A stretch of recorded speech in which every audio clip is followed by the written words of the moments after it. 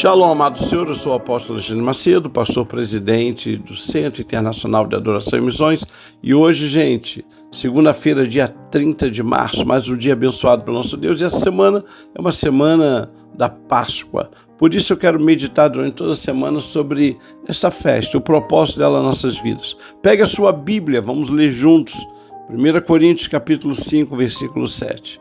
1 Coríntios capítulo 5, versículo 7 diz assim: livrem-se do fermento velho, para que sejam massa nova e sem fermento, como realmente são, pois Cristo, nosso Cordeiro Pascual, foi sacrificado. Você sabe, há um propósito muito precioso nesse versículo de ensinamento, e talvez seja justamente livrar-se do fermento velho, para que sejamos massa nova. E aí Paulo então diz: porque Cristo, nosso Cordeiro Pascual, foi sacrificado. Gente, vamos gravar isso. A Páscoa no Antigo Testamento, lá no Antigo Testamento, não era apenas uma única celebração, era um ensaio. Todo ano o povo separava um cordeiro sem defeito e aquele sangue era derramado e aquele sangue era colocado nas portas, quando diz, olha, a morte não entra aqui. Começa isso lá na saída do Egito, e a Páscoa então era esse tempo de se reunirem, né, para comer ali as ervas amargas, o pão sem fermento, e todo ano isso se repetia. E havia um significado. No Egito, quando o cordeiro foi sacrificado e o sangue foi colocado nas portas, no dia 14 do mês de Nissan, foi para que o anjo da morte, quando visitou o Egito, não entrasse em Israel, não entrasse nas casas que estavam ali na terra de Gósen. Bom, ele sai, e isso vai se repetindo e por muitos anos. Jesus Cristo, então, vem, e ele não morreu por coincidência nessa data, pelo contrário, ele cumpriu cada detalhe profético, cada detalhe, e muito interessante a gente observar, né? Porque o Antigo Testamento era um ensaio do que iria acontecer. Paulo diz que era como que foi sombra. E o que é a sombra? A sombra, ela não é uma mentira, mas também não é uma realidade plena. Ela é um contorno, ela é uma antecipação daquilo que vai chegar.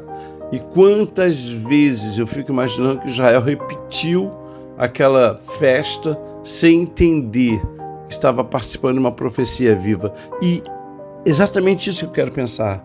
Nessa semana, quantas pessoas vão participar da Páscoa sem o entendimento que estão participando de um propósito divino?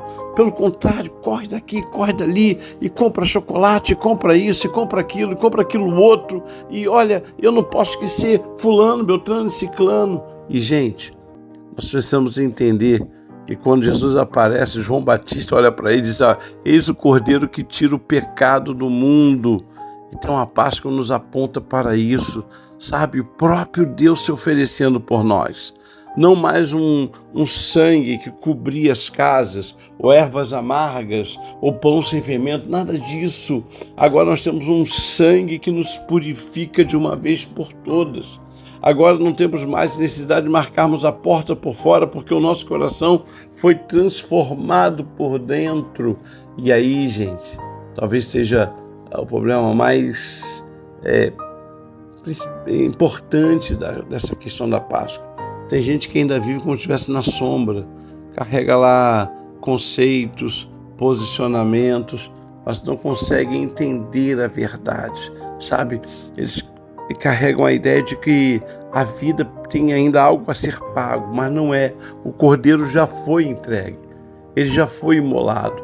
Então, preste atenção, talvez hoje seja o dia mais importante de uma transição, sair da sombra, né? Sair daquilo contorno, sair daquela ideia distante, muitas vezes contaminada pelo comércio, para viver o que precisa ser vivido em Deus. É começar de verdade a viver como alguém que foi alcançado, transformado. Então, pense aí em áreas da sua vida que você está tentando compensar Deus. Talvez culpa, medo não seja suficiente. Entrega isso hoje ao Senhor. Coloca isso na mão dele. O Cordeiro já fez isso por você. Ele já morreu na cruz por você, ele já derramou sangue por você. E essa é a maior importância da Páscoa, lembrar que ele, o Cordeiro, foi morto por nós, para que nós pudéssemos ter a vida que Deus tem para nós, tivéssemos a vida eterna. Você crê nisso? Porque se você crê, vamos começar a semana orando. E se você não crê, passe a crer, porque esse é o propósito de Deus para a sua vida. Vamos orar. Pai amado, Pai querido, Pai eterno, muito obrigado, Senhor, porque o teu filho veio a esse mundo e ele veio morrer em meu lugar. Pai, obrigado porque eu tenho a revelação. Aliás, nós temos a revelação. E, Senhor, o teu filho e a tua filha que escuta essa devocional, que ainda caminha por sombra, que ainda caminha por deduções, que ainda caminha por contorno, que eles possam tomar a decisão hoje, agora, de entregar a sua vida a Jesus Cristo.